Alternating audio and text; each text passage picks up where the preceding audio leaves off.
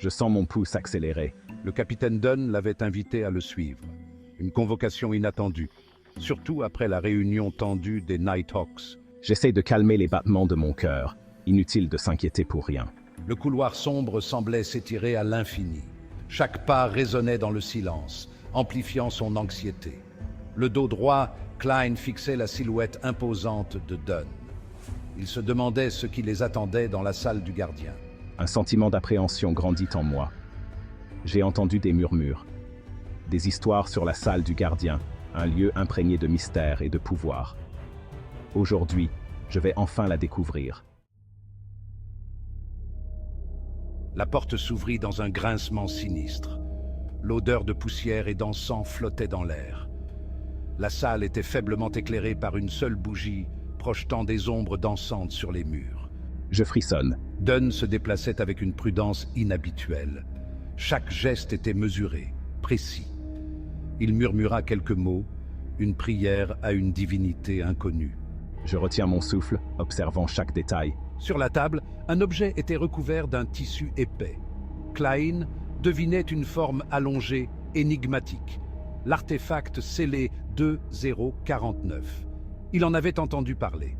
Un objet dangereux, capable de manipuler le temps. Le temps semblait s'étirer, se distordre. Les mouvements de Dunn étaient lents, comme au ralenti. Je cligne des yeux, désorienté. Je regarde autour de moi. Les autres Nighthawks étaient immobiles, figés dans le temps. Il tenta de parler, mais aucun son ne sortit de sa bouche. Il était piégé dans une bulle silencieuse. Seul Dunn semblait insensible à l'effet étrange de l'artefact. Il continua ses préparatifs avec une lenteur méthodique. L'air se charge d'électricité statique. Je sens mes poils se dresser sur mes bras. Une tension palpable envahit la pièce. Quelque chose allait se produire. Quelque chose d'important et potentiellement dangereux. Lentement, Dunn retira le tissu. L'artefact scellé 2049 brillait d'une lueur argentée. Il ressemblait à une montre de poche, mais bien plus ancienne, plus complexe. Des engrenages minuscules tournaient à l'intérieur, défiant les lois de la physique. Klein ne pouvait détacher son regard de l'objet hypnotique. Il ressentait une attraction étrange, mêlée d'une peur instinctive. Comme si l'artefact le mettait en garde contre son propre pouvoir. Dunn manipulait l'artefact avec une extrême prudence. Il murmurait des incantations dans une langue ancienne, sa voix rauque et grave.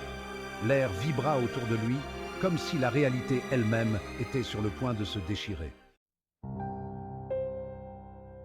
Un éclair aveuglant.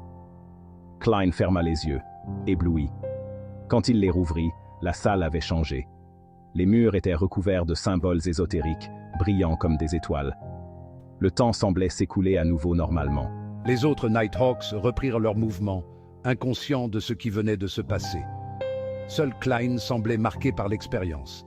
Il regardait l'artefact d'un air différent, conscient de son véritable potentiel.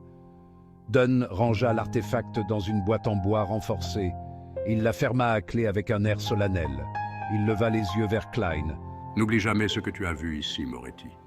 Cet artefact est puissant mais dangereux. » Klein hocha la tête, incapable de parler.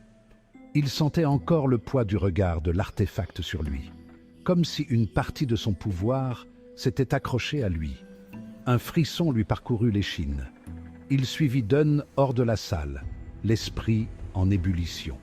Il devait enquêter sur une série de meurtres rituels, des crimes étranges liés à la manipulation du temps.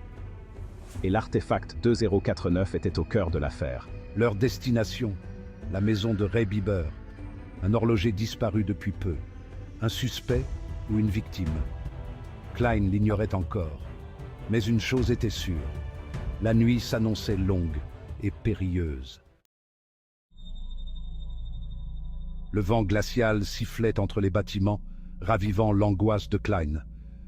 Chaque pas le rapprochait de l'inconnu, du danger. Il serrait son revolver dans sa poche, source de réconfort illusoire. La maison de Bieber se dressait devant eux, imposante et menaçante. Ses fenêtres étaient plongées dans l'obscurité, comme des yeux vides scrutant la nuit. Klein prit une grande inspiration. Il était prêt à affronter les ténèbres. Prêt, Moretti? Demanda Dunn, sa voix rauque à peine audible. Klein hocha la tête, le cœur battant la chamade. Ensemble, ils franchirent le seuil de la maison, s'enfonçant dans l'obscurité glaciale. L'enquête ne faisait que commencer.